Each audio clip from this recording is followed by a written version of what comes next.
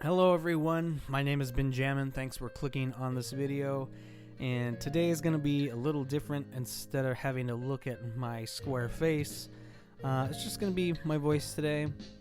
And this is going to be a new series of videos I'm referring to as Leet Speak, which is just basically me talking about video game related topics. And to start this off, we're going to be talking about Super Mario 3D World plus Bowser's Fury. Now, right off the bat, I remember one thing, even from all the way back 5 years ago when the game first released on the Wii U. I remember completing it and thinking there was quite a bit of content on this thing. There was the Captain Toad side missions, there was obviously the multiplayer aspect of it, and also all the worlds, the actual levels themselves that you got to play. There was quite a bit of those. Each world could have anywhere between 4 to 5 levels in it, sometimes even more, and there was at least 7 or so levels in the base game. And then after completing the base game, you are then allowed to explore 3 additional worlds, each with their own set of levels. So I remember that very distinctively being quite a surprise.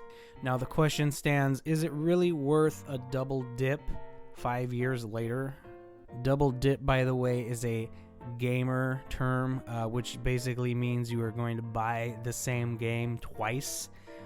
Usually it is a glorified port, which is what we're talking about today, which means they took a game from an older console and they made it work, and in some cases function even better on newer hardware.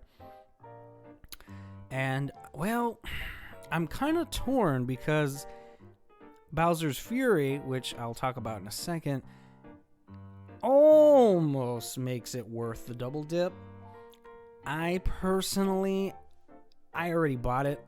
I bought it because I don't own the original on the Wii U or the Wii U anymore for that matter. But I do not believe it's worth the $60. If I was you, I would just wait for, I don't know, $45. I think $45 is a good price. So that's kind of all I wanted to say about Super Mario 3D World. Again, I reiterate, it is a 5-year-old game. The multiplayer is great. It can get kind of hectic. You can lose track of your character, as my wife finds out every time we play. And if you have bad depth perception, I honestly wouldn't even bother picking up this game. I used to think I had great depth perception and that my eyes were pretty good. But no, Super Mario 3D World constantly reminds me that no, my depth perception is trash. Now here's where we get to Bowser's Fury.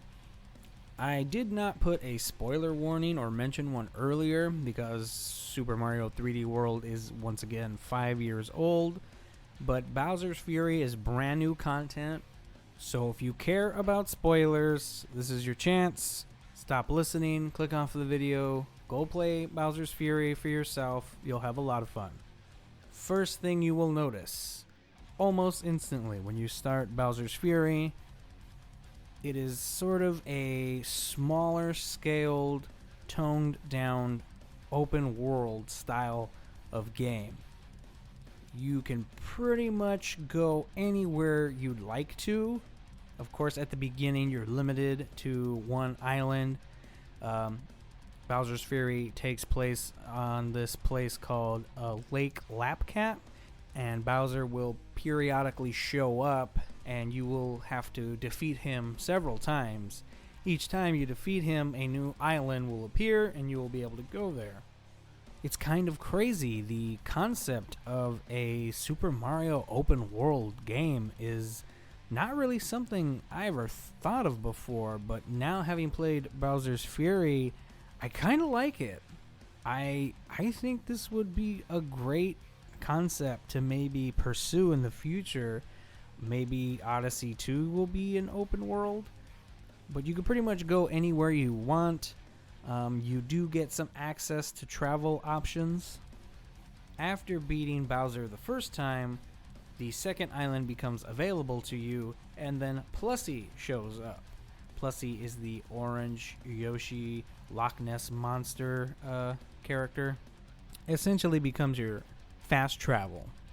Bowser Jr., he's also in the game. They showed him off in lots of the trailers. And he also can warp you to certain points on certain islands, but he can't warp you anywhere. That's where I feel like Plussy kind of becomes the de facto means of travel. But yeah, you seamlessly just go from island to island, and even the actual levels themselves, it's seamless. You can literally, while even on Plussy, just crash onto a level and start playing that level right then and there. There's no transitions. There's no, there's like zero load times. And much like Breath of the Wild, which again, it's crazy. I'm comparing a Mario game to Breath of the Wild. Of course, Bowser's Fury is no Breath of the Wild, but it's a fun concept to entertain. And I kind of like this idea. Here's hoping that Bowser's Fury was actually kind of like a low-key test for Nintendo, trying to see if if we the fans would like the idea of a open world Mario. I think that'd be pretty cool. One of the things that I didn't like, and this is a bit of a nitpick because it's purely cosmetic, I am a dog person through and through, team dog all the way. Don't care for cats. I mean, have you met a cat? They're a-holes. Who, I don't understand why anyone likes cats. But I digress. Bowser's Fury has way too much cat stuff. Way too much. In fact, your reward for 100% completion of Bowser's Fury is a cat version of Plussy, a cat version of Bowser Jr., which, I'm not gonna lie, is kind of adorable. And then, of course, when you get the Cat Bell power-up, Mario essentially becomes the Goku cat.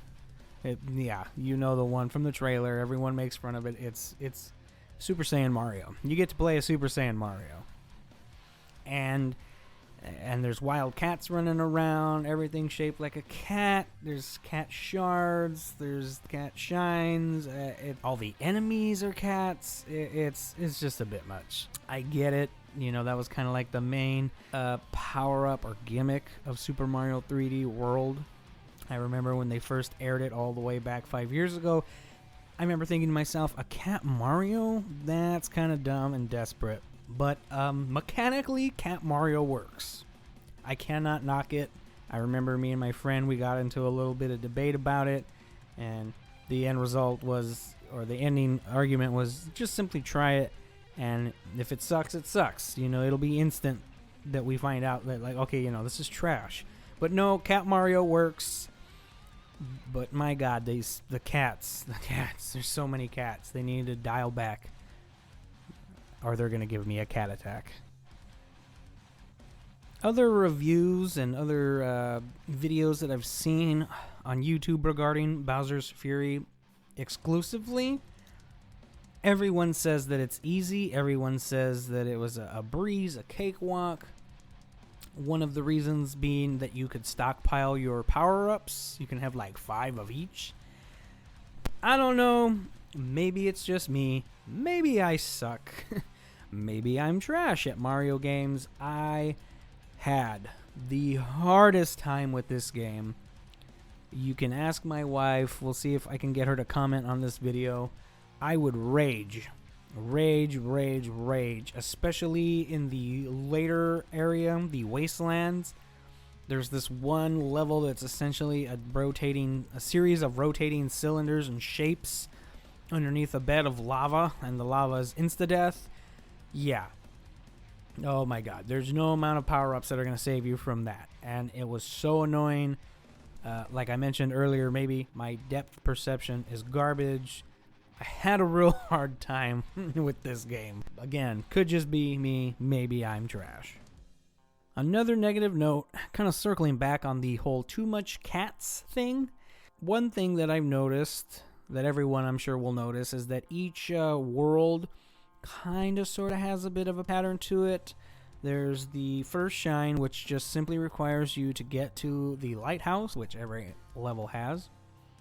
The second one could be any kind of random thing. It could be like a time trial, or maybe Fury Luigi, as he is referred to. I personally think he looks like a Shadow Luigi. He shows up and you need to defeat him. Another reoccurring mission for all levels is the 5 cat shards. And then the Bowser-specific blocks that you need to trick him into destroying when he is present. So all of these levels kind of have, a pattern to the cat shines. While each actual, island, there's 3. There's, a snowy one, the first one that you get there, and then the wasteland one that I was talking about earlier. Each one of these islands has what I call the Calico Cat mission. Calico? Calico? Each one has this calico cat that's sitting there crying, and it's lost its kittens. The first one's easy. It lost 1 kitten, and it's literally just on the other side of the Gigabell shrine. And then in the next world, it lost 3 kittens, and they're kind of hard to find, and you have to walk one across the water. If you drop it in the water, if you're in the water, the cat disappears. You have to start all over again. Oh, man. And then there's one more at the end with she lost 5, and it's... Yeah, I'm sorry. Those Calico Cat missions can all go burn in a fire. I do not condone animal violence. I love animals. I don't care for cats per se, but those missions can go burn in Hiffle. I loved the fact that Bowser could just show up at any given time and just start wrecking your stuff. It was a little frustrating in the later game, especially when dealing with those stupid freaking lost kittens. But I thought that was really, really cool. And in fact, I think that's a concept that Breath of the Wild 2, whenever that game's going to come out, could borrow that idea of this antagonistic force. I guess if it was Breath of the Wild, it would have been Calamity Ganon. I think that's pretty sick that the main boss, the guy who I'm working to defeat, can just show up at any time and wreck house. And I really enjoyed that. Basically is the game's way of conveying Bowser's dominance in this world. Bowser is huge. This is probably the biggest he's ever been, and is probably the coolest he's ever looked. Yeah, he's got the whole edgelord motif, red on black, flames, yada yada. But man, I just love that idea that he can show up, ruin anything you're doing, and you literally cannot do anything about it except for one thing and one thing only, and that's to get a cat shine. That is the only thing that can stop him. Or as the game progresses, you will have access to what is referred to as a Gigabell, and that's when Mario becomes giant, like we saw in the trailers, and you'll be able to duke it out with him one-on-one. Outside of those 2 things, though, you cannot stop him. You can just pretty much run from him, and in most cases, he ends up just jumping literally in front of you. I cannot count how many times I tried to just kind of leave the area hoping that he will just kind of give up pursuit. No, he jumps a la Godzilla and flies halfway across the screen, right smack dab in front of me, and just caused my progress to come to a halt. Like I said, in the late game, that can get kind of annoying, but for the most part, I thought that was a really cool idea and a really cool concept, and I would like to see Breath of the Wild maybe dabble with that just a little bit. Also, as I mentioned, the Gigabell turns Mario giant, and then he somewhat stands a chance against Fury Bowser, and I loved the way that they set up that boss encounter with Fury Bowser. It's literally like watching old school Godzilla movies.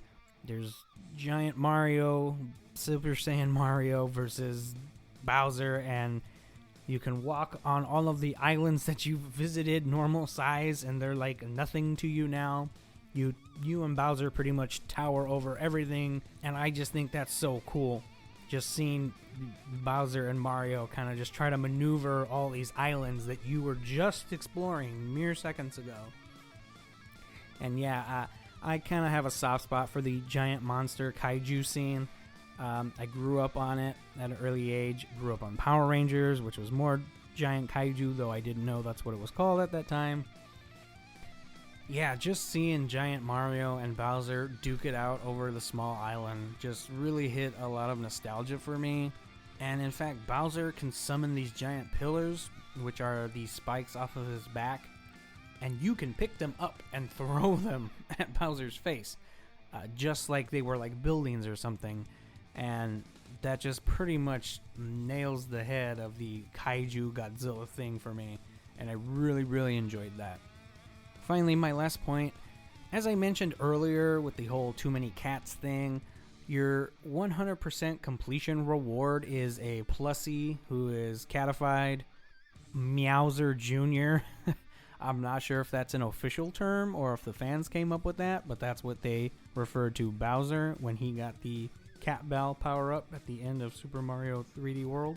And then, of course, you get to rock Super Saiyan Mario at all times without having to be giant. Normally, cosmetic changes wouldn't be enough to justify a 100% completion, and in this case, they don't. They don't justify the effort that you'd have to put into them. All three of those things, maybe not the Meowser Jr., but for sure the Super Saiyan Cat Mario, that should have been available after beating the game the first time. Because I think you only need like 50 of the cat shines to beat it the first time around. You literally took away the one thing that would have made playing the rest of the game more fun for me. I would have loved to have finished out those last 40, 50 cat shines as Super Saiyan Mario. That would have been great. But you saved that for the very last thing? That's kind of dumb. Because now I've completed the game and you gave me this cool outfit, and now I have literally nothing to do with it. Meowser 2, Meowser Jr. It's cool. He looks cool. I think it's great. Doesn't really do me any good now that I have completed your game. So this kind of reward should have came sooner. I'm really, really sad that it didn't, because now I booted up the game after getting 100% just so I could see what I got. What I got was cool. Can't really do a whole lot with it now that it's over. Well, anyway, this has been Leet Speak. Let me know down in the comments, how do you feel about Bowser's Fury? How do you feel about the port of Super Mario 3D World? Do you think Mario should venture off into the open world format? Thanks for watching. Have a good one.